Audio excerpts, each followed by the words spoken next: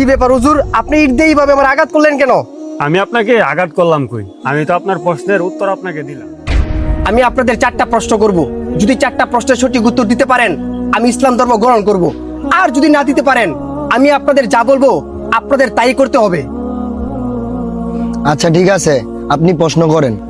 আমার প্রথম প্রশ্ন, আপনাদের আল্লাহ তাআলা এখন কি করতেছে? আমার দ্বিতীয় প্রশ্ন, আল্লাহ তাআলার আগে কে আর আল্লাহ তাআলাকে কে সৃষ্টি করেছে? আমার তৃতীয় প্রশ্ন, আপনাদের রাসূল সাল্লাল্লাহু আলাইহি সাল্লাম আকাশের কোন দরজা দিয়ে আল্লাহ তাআলার সাথে সাক্ষাৎ করতে গিয়েছিলেন? আমার চতুর্থ নম্বর প্রশ্ন, যে আল্লাহকে দেখা যায় না তাকে কেন বিশ্বাস করব, যাকে ধরা বা ছোঁয়া যায় না? কিরে, এই ফোনটিতে যে প্রশ্ন করছে এই 4 প্রশ্নের একটার উত্তরও তো আমি জানি না, তুই কি জানোস? না রে, আমিও তো জানি না।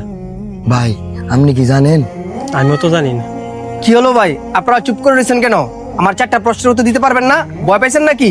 এই কি হইছে, তোমরা এখানে কি করতেছো? ভাই উনি আমাদেরকে 4টা প্রশ্ন করছে, এই 4টা প্রশ্নের উত্তর যদি আমরা দিতে পারি উনি বলছে উনি ইসলাম ধর্ম গ্রহণ করবে। ও আচ্ছা, তাই নাকি? ওই 4টা প্রশ্ন কি আমার একটু বলো। 1 নাম্বার প্রশ্ন, আল্লাহ এখন কি করতেছে? এগুলা তো একদম সহজ প্রশ্ন, এগুলার উত্তর আমি দিতে পারবো। কি হুজুর, আপনি পারবেন? আমি পারবো। আচ্ছা হুজুর, তাহলে আপনি প্রশ্নগুলোর উত্তর দেন। আমি যেহেতু তোমার প্রশ্নের উত্তরগুলো দিব, তুমি হইছে এখন আমার ছাত্র, আমি হইছে তোমার শিক্ষক। আচ্ছা ঠিক আছে। আপনি ওইখান থেকে ওইটা এখানে এসে দাঁড়ান, আমি আপনার জায়গায় বসবো। এবার বলো তোমার প্রথম প্রশ্ন কি?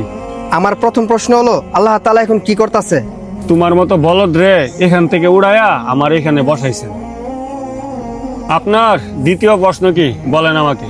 আমার দ্বিতীয় প্রশ্ন হলো, আল্লাহর আগে কে আছে? আপনি 1 থেকে 10 পর্যন্ত গুনেন। 1